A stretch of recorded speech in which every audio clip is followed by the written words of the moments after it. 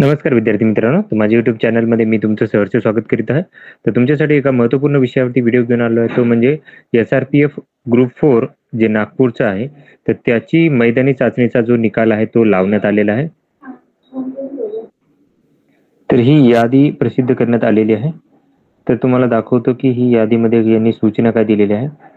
तर हे जे ग्राउंड झालेलं आहे 242 पदांकरिता ही भरती प्रक्रिया झालेली आहे.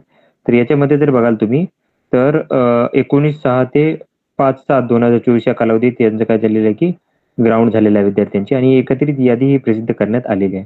आता तुम्हाला जर याच्यामध्ये काही ऑब्जेक्शन असेल तर उद्या रात्री 8 वाजेपर्यंत म्हणजे 7 जुलै 2024 रोजी 8 वाजेपर्यंत तुम्हाला लेखी स्वरूपात तुम्हाला काय करायला लागेल की किंवा मेल स्वरूपात तुम्हाला सांगायला लागेल. आता मेल कुठे करायचा आहे cmdt.srpf4.nagpur@mahapolis.gov.in याच्यावरती तुम्हाला मेल करायचा आहे.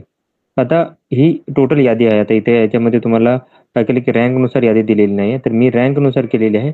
तर टोटल जर विद्यार्थी बघितले तर SRPFमध्ये खूप जास्त विद्यार्थ्यांनी ग्राउंड दिलेलं आहे. तर 11,000 विद्यार्थ्यांनी ग्राउंड दिलेला आहे. 11,000 मी आकडा बरोबर सांगतो तुम्हाला. 11,348 विद्यार्थ्यांनी ग्राउंड दिलेला आहे. आता मी काय केलं की एक्सेल शीटमध्ये याला जास्तीत जास्त मार्क ते कमीत कमी मार्कानुसार काढलेला आहे. आता तुम्हाला जर या यादीनुसार जर सांगितलं मी तर बघा, तर इथे जर बघितलं तुम्ही तर 100 मार्क्सचे खूप सारे विद्यार्थी दिसतील. आता मी तुम्हाला आकडा सांगतो 100 मार्क्सचा किती आहे. तर हे जवळपास 15 विद्यार्थी आहेत. हे यांना 100 मार्क आहेत.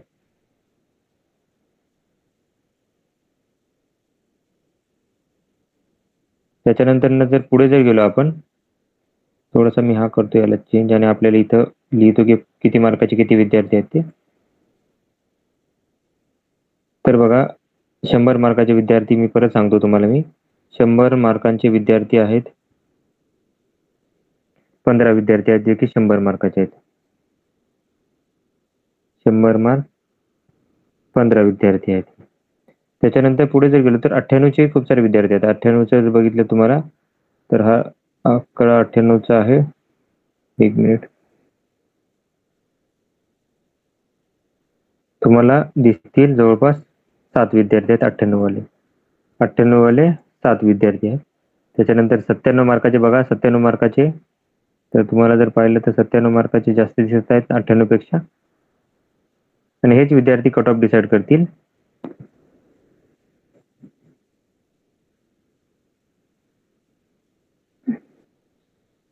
हेच विद्यार्थी कट ऑफ डिसाईड करतील. तर 97 मार्काचे विद्यार्थ्याचा आकडा जो आहे तो आहे, याच्यामुळे कट ऑफ जास्त जाणार आहे विद्यार्थ्यांचा, कारण खूप साऱ्या विद्यार्थ्यांना 97 मार्क आहेत. तुम्ही बघू शकता इथे.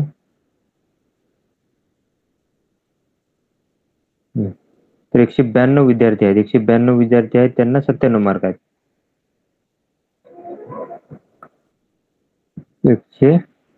192 विद्यार्थी आहेत ज्यांना की 97 मार्क. आता तुम्हाला ग्राउंडसाठी विद्यार्थी लागणार जे आहेत, आता हे 242 पद आहेत, त्यामुळं 2420 जास्तीत जास्त विद्यार्थी काय करतील की लेखीसाठी हे घेतले जाणार आहेत. आता जर तुम्ही 90 आणि 90 पेक्षा जास्त जर पाहिला हा आकडा बघितला तर आपण बघू शकतो की हे किती विद्यार्थी आहेत. हे 95 वाले खूप सारे विद्यार्थी जास्त दिसत आहेत. त्यामुळे कट ऑफ नक्कीच 90च्या वरती तर जाणार आहे. काही कॅटेगरीचा कमी येऊ शकतो, पण खूप साऱ्या विद्यार्थ्यांनी ग्राउंड दिलेलं आहे त्यामुळे कट ऑफ ही जास्त राहण्याचे चान्सेस आहेत.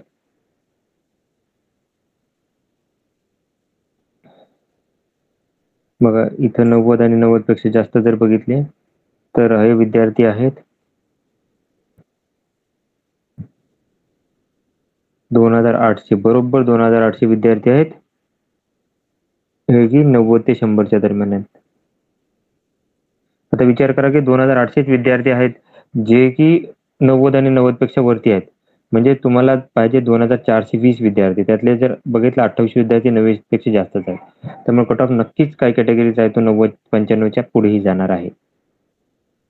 आता इथून जर बघितलं आपण फेल होणाऱ्या विद्यार्थ्यांची संख्याही जास्त आहे तर कट ऑफ कमी लागत असतो नॉर्मली.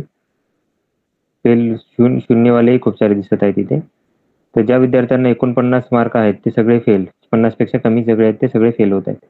तर हा जर आकडा जास्त असेल तर कट ऑफ कमी लागण्याचे चान्सेस असतात. तर हाही आकडा जास्त दिसत आहे. 2000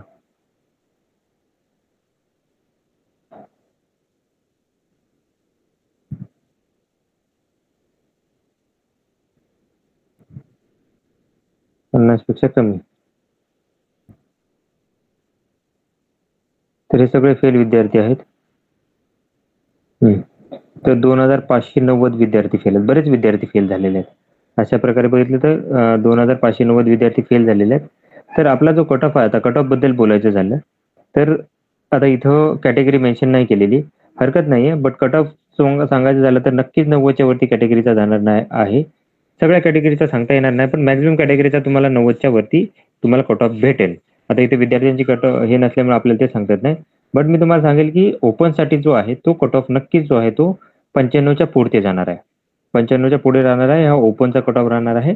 आणि पॅरलल रिझर्वेशन म्हणजे समांतर आरक्षणवाले जे काही विद्यार्थी राहतील समांतर आरक्षणचे, तर त्याचा कट ऑफ विद्यार्थ्यांचा 90 पेक्षा खाली राहू शकतो. बाकी कोणत्याच कॅटेगरीचा सर्वसाधारणचा कट ऑफ जो आहे तो 90 पेक्षा कमी राहू शकणार नाही, कारण खूप सारे विद्यार्थी आहेत ज्यांना 90 पेक्षा जास्त मार्क आहेत.